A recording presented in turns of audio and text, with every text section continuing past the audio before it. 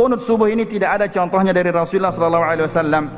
Ya, mungkin Rasulullah sallallahu alaihi wasallam sampai meninggal dunia qunut subuh terus menerus, ada dalilnya, hadisnya dhaif. Dhaif itu artinya apa? Lemah. Lemah itu boleh dipakai atau tidak?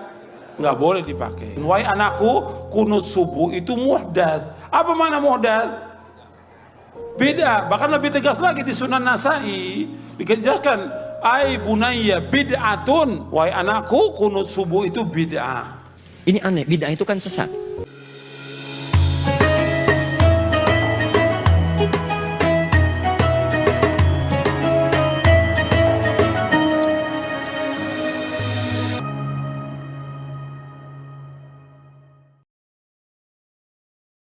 Qunut subuh ini tidak ada contohnya dari Rasulullah sallallahu alaihi wasallam. Ya. Perhatikan ya ikhwani fillah, azakumullah. Rasulullah sallallahu alaihi wasallam, hadis Anas yang mengatakan, kana sallallahu alaihi wasallam yaqnutu fil fajri hatta faraqa al haya. Rasulullah sallallahu alaihi wasallam qunut pada salat subuh sampai meninggal dunia. Ini hadisnya lemah. Hadisnya lemah.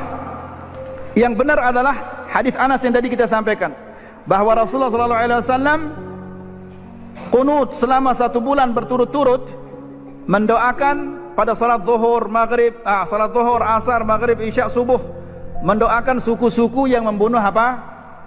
Dai-dai yang diutus oleh Rasulullah sallallahu alaihi wasallam. Ini hadisnya sahih. Kemudian coba kita pikirkan, seandainya Rasulullah sallallahu alaihi wasallam qunut setiap subuh sampai meninggal dunia, ya, pasti makmum yang di belakang ini akan menghafal doa-doanya itu. Tidak mungkin Rasulullah mengangkat tangannya kemudian berdoa dengan suara yang jahar, diangkat tangannya dengan suara yang jahar lalu tidak dihafal oleh makmum-makmumnya. Tidak mungkin. Dan Rasulullah sallallahu alaihi wasallam doanya itu divariasikan. Ya, terkadang bunyinya begini, terkadang doanya ini, terkadang doanya begini, terkadang doanya begini. Seperti contohnya apa? Du'aul iftitah. Banyak sekali apa? Bentuk-bentuknya. Demikian juga kalau seandainya Rasulullah sallallahu alaihi wasallam setiap hari dia qunut subuh, pasti doanya itu bervariasi, berbeda-beda. Kalau itu terjadi, pasti sahabat-sahabat yang meriwayatkannya kepada kita banyak. Ya, sahabat ini meriwayatkan doanya begini, sahabat ini meriwayatkan doanya begini, sahabat ini meriwayatkan doanya begini. Tapi yang kita lihat, setiap subuh dia baca Allahumma hdina fi man hadait wa afina fi man afait, dan seterusnya. Ini bukan doa qunut subuh, ini adalah doa qunut witir. Ya, yang dibaca setiap subuh itu qunut witir. Antum tanyakan dia, ya, mana doa qunut subuh itu? Kalau Allahumma hdina fi man hadait itu adalah doa qunut witir, wa afina fi man afait, dan seterusnya. Ya, tidak mungkin Rasulullah sallallahu alaihi wasallam sampai meninggal dunia. Berapa tahun itu jadinya? Rasulullah sallallahu alaihi wasallam umur dakwahnya berapa tahun? Sekitar berapa? 20 berapa? Itu berapa kali salat subuh jadinya itu? Banyak kali.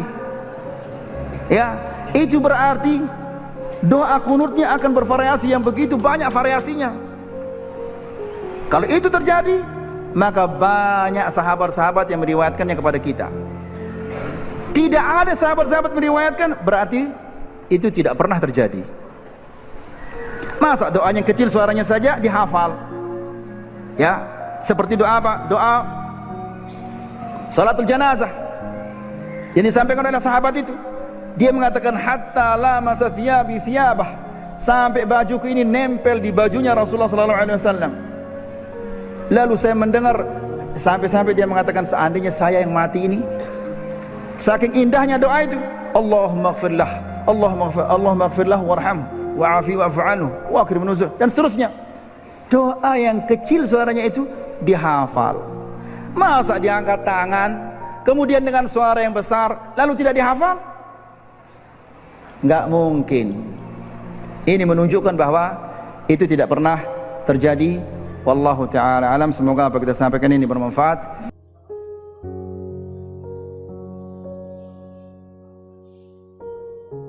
Kunut subuh itu ada dalilnya. Kunut subuh itu ada dalilnya. Kunut subuh terus menerus ada dalilnya. Hadisnya dhaif. Dhaif itu artinya apa? Lemah. Lemah itu boleh dipakai atau tidak? Nggak boleh dipakai. Ingat tuh, hadisnya ada dhaif. Kalau dhaif nggak boleh dipakai.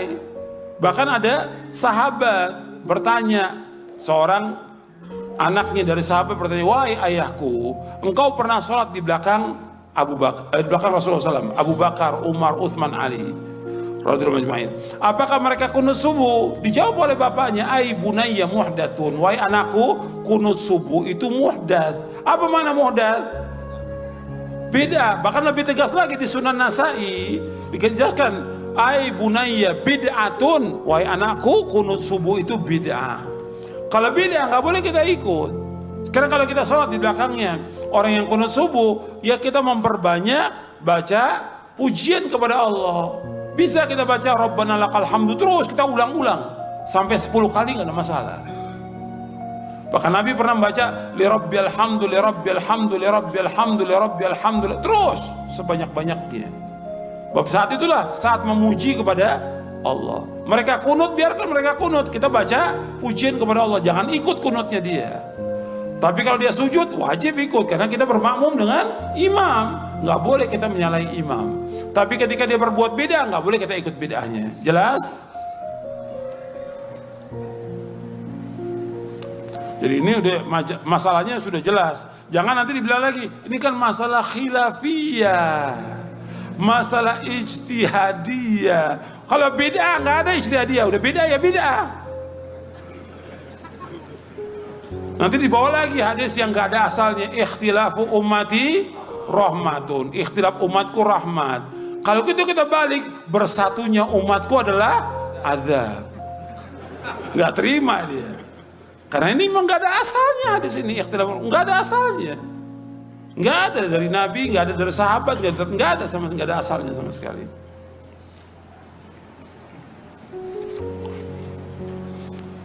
Makanya ketika orang akan menyampaikan masalah ijtihad atau bukan, dia lihat dulu keterangan para ulama, baca hadisnya. Jangan disampaikan kepada umat ini ijtihadiyah, udah jelas itu beda, aku dibilang ijtihadiyah. Nanti semua orang bilang, saya melakukan bid'ah ijtihadiyah. Yang buka siapa? Yang buka pertama kali ya ustadz juga ini, doktor-doktor dibilang ijtihadiyah. Artinya apa? Yang lain ngikut, kan ijtihadiyah. Beda ijtihadiyah, semua ijtihadiyah lagi. Dalil ada kok. Fa in tanaza'tum fi syai'in farudduhu ila Allah wa Rasul in kuntum tu'minuna billahi wal yawmil akhir. Dzalika khairun wa ahsanu ta'wila. Dalam surah An-Nisa ayat 59. Jika kalian berselisih tentang sesuatu dalam masalah agama, kembalikan kemana? Kepada Allah. Kepada mana? Quran. Kemudian kepada sunnah. Kembalikan. Lihat. Kalau nggak tahu juga, ya tanya kepada yang lebih berilmu. Fas'alu ahla dzikri in kuntum la ta'lamun. Jadi semua itu harus kembali kepada dalil dan keterangan. Kita belajar agama ini sumbernya dalil Quran dan Sunnah. Jangan kemudian mengikuti orang banyak. Jangan. Tentang kunut, Nabi mengajarkan kunut, ada yang mempraktekkan, ada yang tidak. Beda ambil kesimpulan. Sebagian sahabat tidak kunut, Anas tidak kunut, tapi Ibnu Umar kemudian kunut, dua-duanya sahabat. Turun ke bawahnya, kemudian ada yang praktekkan, ada yang tidak. Imam Abu Hanifah tidak kunut, Imam Malik kunut, kunutnya sir sebelum ruku. Imam Syafi'i kunut, kunutnya jahar ba'da ruku. Imam Abu Hanifah, Imam Ahmad bin Hanbal ngambil tengah-tengah, kunutnya nazilah saja. Nazilah beliau kunut. Tapi satu dengan yang lain tidak ada pernah mengatakan, itu yang kunut bid'ah, itu jangan sholat di belakang dia. Tidak ada. Kenapa orang sekarang imam bukan, ahli fikih bukan, makmum kadang-kadang, ya? Kenapa jadi pada rame? Dan yang paling berbahaya itu yang repot saya. Yang paling aneh itu ada kalimat-kalimat begini. Ustadz, bagaimana kami sholat di belakang ahli bid'ah? Yang kunut, bagaimana status kami, kunut atau tidak? Ini aneh, bid'ah itu kan sesat. Tapi fatwanya keluar, ya kalau dia kunut, jangan kunut, antum diam saja. Anda diam saja, mengambil makna kunut itu bid'ah. Kalau bid'ah sudah jelas sesat. Kullu bid'atin dhalalah, berarti Anda bermakmum di belakang orang sesat. Tapi yang paling aneh, Anda katakan itu orang sesat, tapi Anda katakan boleh sholat di belakang dia. Itu kan lucu menurut saya. Tidak ada kaidah dalam fikih seperti itu. Yang satu salah persepsi menyebut orang ini sesat. Yang kedua boleh sholat di belakang orang sesat, tapi saat sesatnya jangan diikutin. Itu kan aneh itu. Ya. Dan yang paling lebih lucu lagi, Anda menyalahi kaidah sholat. Kata Nabi itu kan, innama ju'ilal imamu liyutamma bihi. Dijadikan imam untuk diikuti. Imam ruku, Anda ruku. Imam sujud, Anda sujud. Jangan imam ruku, Anda sujud. Salah. Imam kunut, Anda ikut kunut di belakang karena imamnya kunut. Kunut imam beda dengan makmum. Dalam hal lafadznya, imam mengatakan Allahumma hdina fiman hadait, Anda katakan amin. Dia mengatakan doanya, Anda mengaminkannya. Beliau berkunut, Anda mengaminkan kunutnya. Masalah Anda mengangkat tangan atau tidak, itu perbedaan lain. Tapi Anda ikuti, jangan sampai imam kunut Anda tidak. Allahumma hdina fiman hadait, bid'ah. Wa'afina fiman hadait, belalah. Rusak kehidupan. Ini apa? Dan saya nggak pernah mendengar yang seperti itu. Ini bukan kaidah namanya. Kalau imam tidak kunut, yang kunut ikut tidak kunut. Jangan terlampau soleh. Imam sudah salam, ini sujud sahwi. Ngapain? Jadi kalau Anda bermakmum di belakang imam yang tidak kunut, Anda nggak usah kunut. Jangan kunut sendirian. Ini imam sudah sujud begini aja gitu kan. Allahu Akbar, Allahumma hdina fiman hadait. Anda keliru. Sama aja dengan yang pertama tadi. Ya, sama aja. Nah, karena itu teman-teman sekalian, tempatkan sesuatu pada tempatnya yang baik. Kadang-kadang suka salah persepsi juga. Bahasa hadis, Anda harus pelajari dulu bahasanya. Kadang-kadang ada bahasa begini, kadzab. Dalam bahasa standar normal, kadzab itu dusta. Kadzib dusta, kadzab terus-terusan berdusta. Tapi Anda mesti tahu di bahasa dialek mana itu disebutkan. Bagi orang Hijaz, kalimat kadzib itu artinya khata, salah. Tiba-tiba Anda katakan dusta, tuh dusta tuh. Yang melibatkan di sini dusta. Kuntu bid'ah. Pengertian bid'ah menurut sahabat dalam persepsi ilmu hadis, Anda perlu belajar lagi. Rahmukallah. Teman-teman sekalian, ingat baik-baik.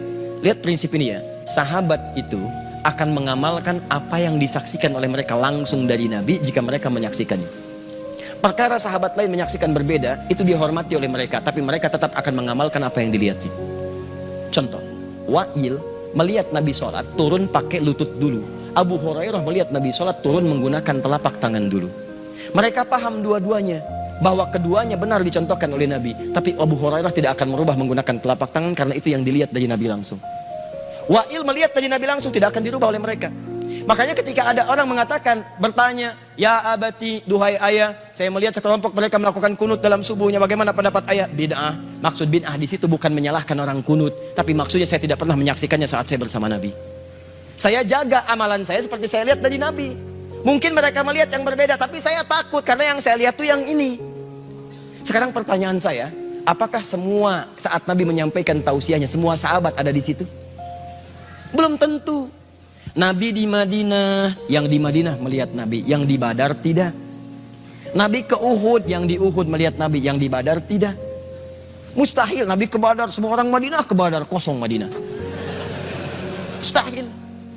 Makanya kadang-kadang ada ayat turun di tempat ini, yang ini belum mengetahui. Ada hadis disampaikan di sini, yang ini belum paham. Nah, yang melihat di sini itu akan mengamalkan apa yang dilihat. Yang dilihat di sini itu mengamalkan apa yang dilihat. Makanya dalam kasus kunut ada yang mengatakan bid'ah, bukan bid'ah maksudnya. Kemudian, maaf, menilai bahwa perbuatan itu menyimpang dari ketentuan agama, bukan. Maksud dalam hadis ini adalah saya tidak pernah melihat itu sejak saya sholat di belakang Nabi.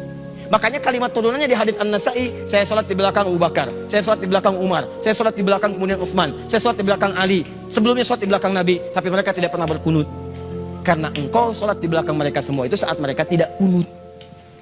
Tapi tahukah Anda saat mereka sholat di tempat lain, ada orang yang bermakmum di belakangnya mereka kunut? Itu masalahnya. Jadi disimpulkan oleh para ulama, apa Anda mau mengatakan Imam Syafi'i bid'ah? Wah, kan imam itu manusia, bisa aja salah. Kalau Imam Syafi'i salah, guru Anda salah, saya lebih baik memilih Imam Syafi'i daripada guru Anda. Karena diketahui peluang salahnya lebih kecil dibandingkan dengan Anda sekarang. Itu poinnya, siapa yang lebih dekat kepada Nabi SAW? Syafi'i itu salaf. Salaf itu orang yang hidup di kisaran abad kedua hijrah. Batasnya 200 tahun hijrah. Ini salaf namanya. Di atas ini khalaf. Pengikut ini disebut dengan salafi. Imam Asy-Syafi'i lahir 150 hijrah, berarti salaf. Imam Abu Hanifah wafat 150 hijrah, salaf. Maaf, Imam Malik lahir 93 hijrah, salaf. Imam Ahmad lahir 163 hijrah, salaf. Anda lahir berapa hijrah? Berarti Anda bukan salaf. Nah, ketika Anda mengikuti ini semua, maka ini disebut dengan salafi. Saya kadang mau senyum lagi. Ustadz Adi itu bukan Ustadz salaf ya. Emang betul. Saya Ustadz kholaf. Karena Ustadz salaf itu Ustadz yang lahir di kisaran tahun 200 hijrah.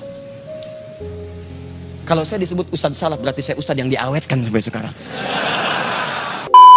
Nah, saudara-saudara seiman semua, pembahasan tentang kunut dalam salat, khususnya dalam salat subuh, memang sering menjadi perdebatan di kalangan ulama.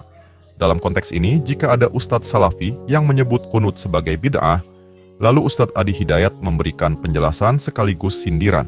Ini bisa mencerminkan dua pendekatan yang berbeda dalam memahami agama.